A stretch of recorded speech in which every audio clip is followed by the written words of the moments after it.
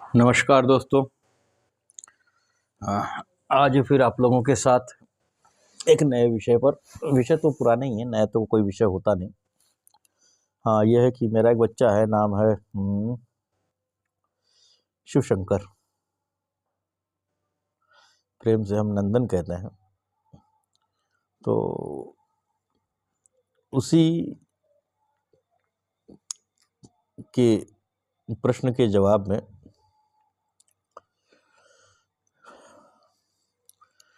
प्रश्न उसका यह था कि नंदन ने 3 से 4 बार साधनाएं की, मेरे साथ में बैठ के की, मेरे दिशा निर्देशन में की। बावजूद इसके वो साधना जो है वो अपूर्ण रही। यानी कि ऐसा भी नहीं रहा कि उसका प्राप्तव्य उससे कुछ मिला नहीं, लेकिन मेरी निगाह में वो साधना अपूर्ण रही। होता ये है, ये सबके लिए है कि लोग जो है वर्षों से साधना कर रहे होते हैं, फिर भी उनका ना तो मन शांत होता है, ना ही उस साधना के अनुसार उनको फल मिलता है। मंत्र जप करते करते ध्यान भटक जाता है, क्योंकि जब तक मंत्र और मनुष्य यानी साधक एक नहीं होंगे तब तक वो मंत्र जो है अपना फल नहीं दे पाता। होता ये है कि जब व्यक्ति मंत्र जप कर रहा होता है, बस उसका ध्यान भटक जाता है। जीवन बीत गया पूजा पाठ करते हुए, त्रिसंध्या करते हुए, फिर भी मन के अंदर संतोष नहीं है। ऐसा क्यों? बार बार मन में गलत विचार उठते हैं। क्या आपको लगता है कि कृपा नहीं हो रही? क्या ऊर्जा जागृत नहीं हो रही? जीवन में परिवर्तन के बजाय संघर्ष और बढ़ रहे। वास्तव में हर एक साधक के जीवन में इन मामलों के कारण कई प्रश्न उठते हैं। हत्ता कि लोग कह देते हैं कि जो जितना ज़्यादा पूजा पाठ करता है उसके जीवन में उतनी ही ज़्यादा परेशानियां आती हैं। नहीं, ऐसा नहीं है। आदमी के स्वाध्याय से उसका जीवन सरस और सहज बनता है, ना कि और परेशानियों से वो युक्त होता है। हाँ, अपवाद इसमें भी है। आज हम बात करते करते उस मूल कारण को समझेंगे जिसके कारण अधिकांश साधक साधना करते हुए भी सफलता को प्राप्त नहीं कर पाते। यह केवल जानकारी नहीं है, ये मेरे जीवन में मेरे अनुभव से आया हुआ एक रास्ता है, जो कि नए साधकों के लिए काफ़ी लाभदायक हो सकता है। तो पहले भाग 1, साधना में असफलता का मूल कारण वो है योग की अनुपस्थिति। एक चीज़ को बड़ी स्पष्ट समझ लीजिए कि बगैर योग के साधना सफल नहीं होगी। अधिकांश लोग योग को प्राणायाम, कठिन आसन या लंबे समय तक बैठने से जोड़ते हैं, लेकिन योग का जो वास्तविक अर्थ है चित्त वृत्ति का निरोध होना। चित्त वृत्ति मतलब यह है कि आपका एक मानस पटल है जिस पे लगातार तस्वीरें चलती रहती हैं। तो चित्त की वृत्ति जो है उसका निरोध हो जाना। जब तक मन की ये वृत्तियां शांत नहीं होंगी तब तक साधना केवल एक बाहरी क्रिया रह जाती है, दिखावा मात्र रह जाता है। आप लाख मंत्र जप कर लें, अनुष्ठान कर लें, दीपक जला लें, लेकिन अगर मन अशांत है तो ऊर्जा ऊपर नहीं उठेगी। अच्छा, अब बात आई ऊर्जा ऊपर उठने की। तो ऊर्जा ऊपर कब उठती है वास्तव में? तो ऊर्जा ऊपर उठती है नंबर 1, जब व्यक्ति ब्रह्मचर्य का पालन करे। अब ब्रह्मचर्य का पालन करने का अर्थ ये नहीं है कि वो स्त्री संसर्ग से बच जाए, नहीं, ऐसा नहीं होता। ब्रह्मचर्य पालन जो है जीवा से, शरीर से, निगाह से, श्रवण से, कि वो कोई ऐसा कार्य ना करे जिससे उसका मन जो है उद्वेलित हो उठे। सात्विकता से परिपूर्ण हो उसका जीवन। आहार शुद्ध हो, यानी कि आहार ऐसा ना हो जो उसके अंदर हलचल को पैदा करे। उसके विचार संयमित हों और इंद्रियों पर नियंत्रण हो। ये जब 5 चीज़ें आपके जीवन में परस्पर कार्य करती हैं तो आपकी ऊर्जा जो है वो ऊर्ध्वगमन करती है। यदि ब्रह्मचर्य नहीं है तो ऊर्जा नीचे ही खर्च होती रहेगी।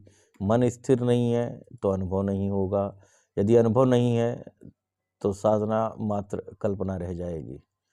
आज बहुत लोग त्वरित परिणाम के लिए तामसिक मार्ग की ओर आकर्षित हो रहे हैं, लेकिन तामसिक ऊर्जा जो है वो चेतना को ऊपर नहीं उठाती, बल्कि वह व्यक्ति को बांध देती है। हाँ, साधना के कुछ पॉजिटिव परिणाम हमको दिखाई दे सकते हैं, परंतु ये स्थायी नहीं होता। सात्विक मार्ग धीमा है पर स्थायी है, तामसिक मार्ग तेज है पर विनाशकारी हो सकता है। इसको सूफियों में सिफली कहते हैं। निर्णय आपका है, आप स्थायी शांति की तरफ जाना चाहते हैं या क्षणिक शक्ति पाना चाहते हैं। तो पहली चीज़ है योग का बनना और आपकी जो ऊर्जा है उसका ऊर्ध्वगमन करना। उनके लिए 5 सूत्रों का पालन करना बहुत ज़रूरी है। भाग 2, हालांकि ये भाग पहले से ही निकला है, जिसमें हम बात करेंगे चित्त की स्थिरता को लेकर के, आपके मन की स्थिरता को लेकर के, क्योंकि ये बहुत ही महत्वपूर्ण चीज़ है, बहुत ही महत्वपूर्ण चीज़ है। यहाँ पर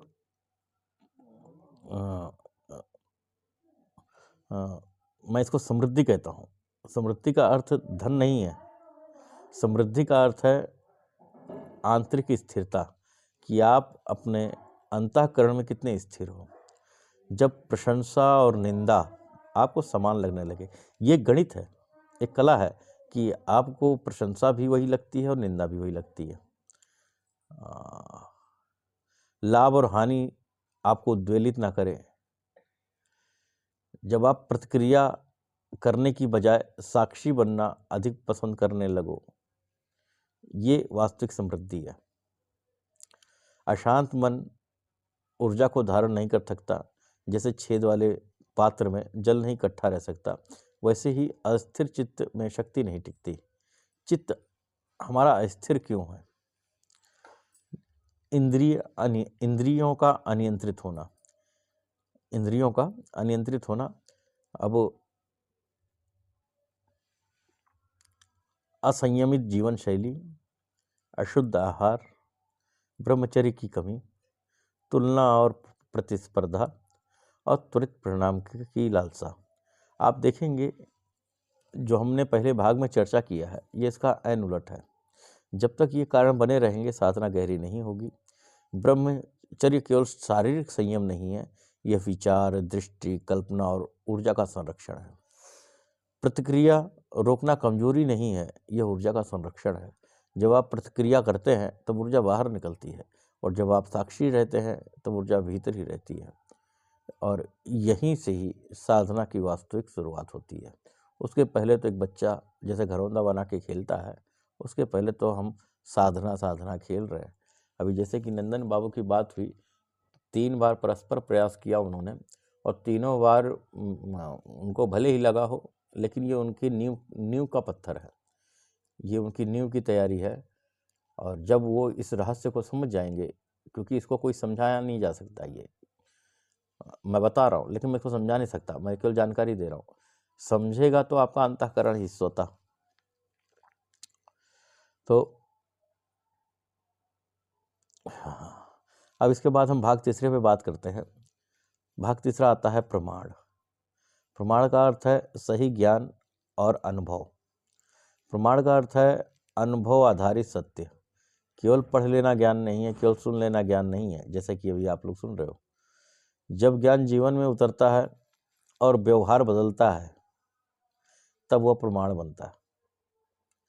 केवल सुन लेना, पढ़ लेना प्रमाण नहीं है। ये तीसरा भाग है प्रमाण। आज ज्ञान सबसे बड़ी समस्या है। लोग इंटरनेट से मालूम कर लेते हैं, मंत्र ले लेते हैं, प्रयोग करते हैं, परंतु जो मूल है, जो आधार है, उनका जीवन, उनकी जीवन शैली वो संयमित नहीं होती। यदि ज्ञान से क्रोध कम नहीं हो रहा, वासनाएं नहीं घट रही, विनम्रता नहीं बढ़ रही, तो अभी आपका प्रमाण नहीं बना है। फिर हमारे एक पूजनीय हैं, ये मित्र तो नहीं है, श्रद्धेय हैं, श्री राम मनोरथ जी, यही पास के गांव में रहते हैं।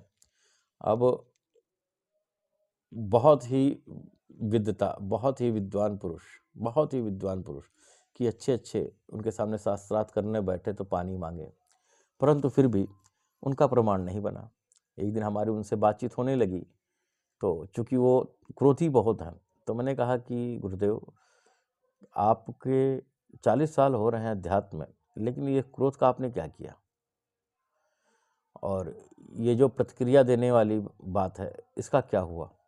क्योंकि एक व्यक्ति जो तत्व ज्ञान में अपने जीवन को बिताता है, वो वास्तव में सब जगह ईश्वर के स्वरूप को ही देखता है। तो प्रतिक्रिया और क्रोध शनय शनय उसके जीवन से निसृत हो जाता है। तो यदि वासनाएं नहीं घट रही, आपका क्रोध नहीं कम हो रहा, आपके व्यवहार में कोई परिवर्तन नहीं आया, विनम्रता आपकी नहीं बढ़ रही है, प्रेम आपका नहीं बढ़ रहा है, झुकना आपका नहीं बढ़ रहा है, समर्पण आपका नहीं बढ़ रहा है, तो समझ लेना कि केवल अभी जानकारी है, अभी ज्ञान नहीं हुआ। केवल जानकारियों का बोझ आपके मन मस्तिष्क पर हावी है, पांडित्यपूर्ण जीवन है, तो अभी प्रमाण नहीं बना। प्रमाण बनना बहुत आवश्यक है। सच्चा प्रमाण जो है 3 स्तर पर आता है, शास्त्र से, आपको शास्त्र से, गुरु से, और सबसे अंत में स्वतः के अनुभव से। लेकिन अनुभव का अर्थ केवल दृश्य कंपन नहीं है, अनुभव का अर्थ है वास्तविक जीवन में परिवर्तन। तो मनुष्य के जीवन में प्रमाण जरूर होना चाहिए उसके जीवन में। यदि वो साधनात्मक मार्ग में है और उसके जीवन में परिवर्तन हो रहा है, उसके सोचने समझने की शैली में परिवर्तन हो रहा है, तो ये समझिए कि ये नहीं, अब वह साधना पथ पर अग्रसर है। भाग चौथा, विपर्यय। विपर्यय का मतलब होता है गलत धारणाएं। विपर्यय का अर्थ है असत्य को सत्य समझ लेना। कुछ सामान्य गलत धारणाएं बन जाती हैं, जैसे कि हमको क्रमबद्ध तरीके से लेके चलेंगे। पहला, अनुभव ही लक्ष्य है। आप ध्यान में बैठे हो, आप पूजा अर्चना में बैठे हो, एकाएक सुगंध आई, रोशनी दिखी, कंपन हुई, तो इसका अर्थ उन्नति नहीं है।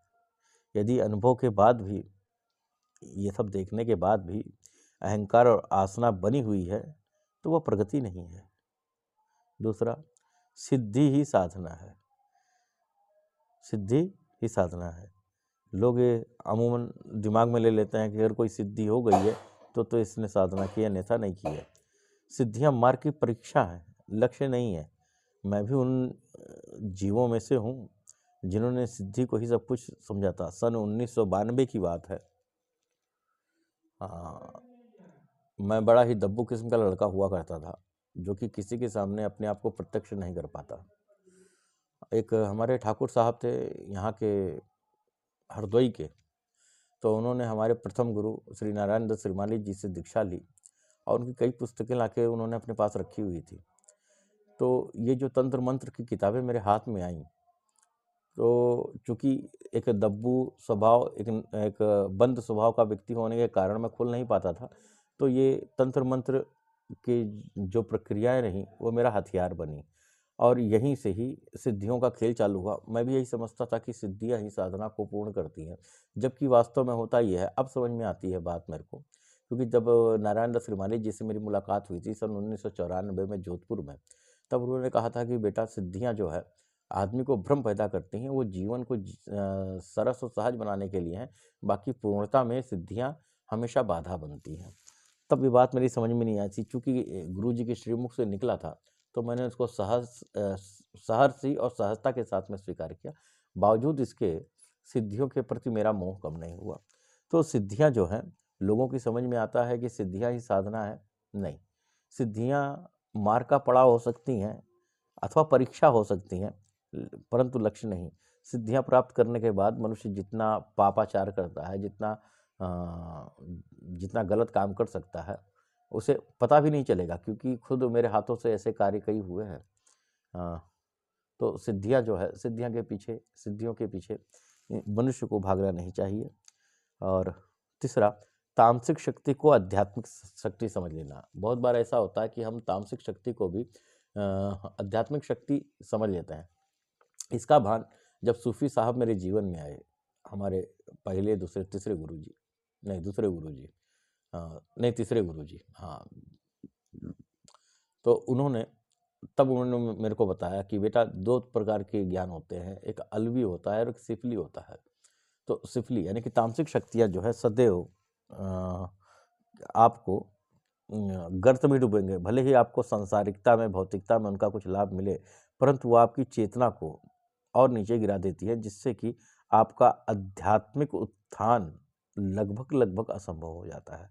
और मेरे जीवन में ऐसे कई व्यक्ति आए हैं जिन्होंने तामसिक साधनाएँ की हैं। मैं लोगों को कहता हूँ कि तामसिक साधनाएँ करने की कोई ज़रूरत नहीं है। साधनाएँ वो करो, जीवन तो आपका वैसे ही सरस और सहज है, अगर आप स्वयं इसमें कांटे ना बोओ और मध्य मार्ग को पकड़ करके चलते रहो, ये जीवन स्वतः ही आपका ईश्वरीय बन जाएगा। इसमें कोई दो राय नहीं है। परंतु चमत्कार के चक्कर में लोग जो है अपना ही नुकसान करके ले लेते हैं, अपनी ही चेतनात्मक शक्ति को जो है और डाउनग्रेड कर लेते हैं और नीचे लेके चले जाते हैं। और चौथी बात, ब्रह्मचर्य को महत्व न देना। ब्रह्मचर्य से संदर्भ मेरा केवल ऊर्जा संरक्षण है, चाहे वो वीर्य की शक्ल में हो, चाहे वो निगाह की शक्ल में हो, चाहे बोलने की शक्ल में हो, चाहे वो फालतू कार्य करने की शक्ल में हो, चाहे वो क्रोध करने की शक्ल में हो। जिस तरीके से आपकी ऊर्जा क्षरित होती है, उन तमाम रास्तों को बंद कर देना ब्रह्मचर्य है। और सबसे बड़ा जो असत्य है, जिसको हम सत्य समझते हैं, वो है कि हर व्यक्ति ये समझता है कि मैं जानता हूँ। वास्तव में कोई कुछ नहीं जानता। आज 2025 लगभग 33 साल के इस जीवन में मैं मांत्रिक, तांत्रिक और आध्यात्मिक जीवन के बारे में बात कर रहा हूँ। मैंने अपने जीवन में 38 साल का जीवन जो है इस मार्ग पर बिताया, परंतु आज भी मैं नहीं जानता। तो जब व्यक्ति स्वयं को पूर्ण समझ लेता है, बस वो वहीं पर फुल स्टॉप लगा लेता है स्वयं को। और जानने के लिए तो बहुत सारी चीज़ें हैं, हम इसको अपने पूरे जीवन में नहीं जान सकते, कतई नहीं जान सकते। और हमारा जीवन बहुत ही छोटा है, हमारी मेमोरी बहुत ही छोटी है और ज्ञान बहुत ही विस्तृत है। भाग 5, विकल्प, यानी कि कल्पना और वास्तविकता की अनुभूति। योग दर्शन में विकल्प का अर्थ है मन द्वारा निर्मित कल्पना। ध्यान में प्रकाश, ध्वनि या कंपन का अनुभव हो सकता है, लेकिन हर अनुभव सत्य नहीं होता। यदि कसौटी एक ही है, जब आप ध्यान करने बैठोगे, जब आप पूजा पाठ करने बैठोगे, जब आप कोई साधना करोगे, तो इस तरीके के अनुभव आपके जीवन में आ सकते हैं। लेकिन कसौटी क्या है? अनुभव प्राप्त करने के बाद भी यदि आपके जीवन से अहंकार ना खत्म हो, ना कम हो, अथवा अनुभव के बाद आपका अहंकार बढ़ जाए, तो वह विकल्प है। यदि विनम्रता और शांति बढ़े, तो आप समझिएगा कि आप सही मार्ग पर हैं। एक कसौटी, आपके अहंकार में कमी होनी चाहिए, आपके विनम्रता में, आपकी शांति में बढ़ोतरी होनी चाहिए। अगर आपके साधना के पश्चात ये 3 चीज़ें आपके जीवन में उतर रही हैं, तो अग्रिम बधाई मेरी तरफ से कि आप सही मार्ग पर हो। देखिए, मन अत्यंत सूक्ष्म है। यदि वासना नहीं मिली, तो यह आध्यात्मिक अहंकार में बदल जाएगा। सच्चा साधक अनुभव को नहीं पकड़ता, वो उन्हें पकड़ता है, वह उन्हें देखता है और जाने देता है। हमारे गुरु जी हैं श्री प्रेम रावत जी, उनसे मैंने क्रिया योग की दीक्षा ली। उन्होंने एक चीज़ कही कि अगर आज साधना पे बैठे हो, तो कल हुए अनुभव को आज मत वापस लेके आना, क्योंकि अगर कल वाले अनुभव को आज वापस आप पाना चाह रहे हो, तो आपका मन जो है वो कल्पना करके दिखाएगा, आप वास्तविक अनुभव की तरफ नहीं जाओगे। ये एक ऐसा विषय है कि नित्य नया अनुभव आपके जीवन में उतरेगा। तो अनुभव को पकड़ के नहीं रखना, बस उसे देखना और जाने देना, ये नियम है। सत्य अनुभव से परे है। जो अनुभव आपको हो रहा है उससे बहुत अलग है सत्य। और सत्य का अर्थ जो प्रेम रावत जी ने मुझे बताया, सत्य का जो अर्थ है, उसका जो टेस्ट है, वो है शांति। अगर आपको लगे कि किसी साधना से उठने के बाद आपका शरीर बिल्कुल हल्का हो गया है, बिल्कुल आपका अंतःकरण हल्का है और पूरा दिन उस हल्केपन में कोई भी डिस्टर्बेंस नहीं हो रही या कोई भी डिस्टर्बेंस नहीं कर पा रहा, ये दोनों कंडीशन होनी चाहिए, तो आप समझिए कि आप अपने साधनात्मक मार्ग पर सही हैं। भाग छठा, इसको मैं कहता हूं निद्रा, यानी कि अचेतनता और झूठी गहराई। ध्यान में बैठते ही या पूजा पाठ में बैठते ही नींद का आ जाना उन्नति नहीं है। चित्त का धुंधला हो जाना, चेतन शक्ति का धुंधला हो जाना समाधि नहीं है। योग में निद्रा का अर्थ है, अगर आप योग कर रहे हो, ध्यान कर रहे हो, पूजा पाठ कर रहे हो, उसमें निद्रा का अर्थ है अज्ञान में लीन हो जाना। जहां चेतना सक्रिय नहीं, वहां साधना नहीं। समाधि में आपकी जागरूकता, आपकी चैतन्यता बढ़ती है और निद्रा में चेतना घटती है। यदि ध्यान के बाद सजगता बढ़े, विवेक स्पष्ट हो, वासनाएं घट जाए, जीवन संतुलित हो, तो आप सही दिशा में हैं। यदि केवल शून्यता है और परिवर्तन नहीं, तो वह गहरी नींद थी, समाधि नहीं, ध्यान नहीं। इस भेद को समझिएगा।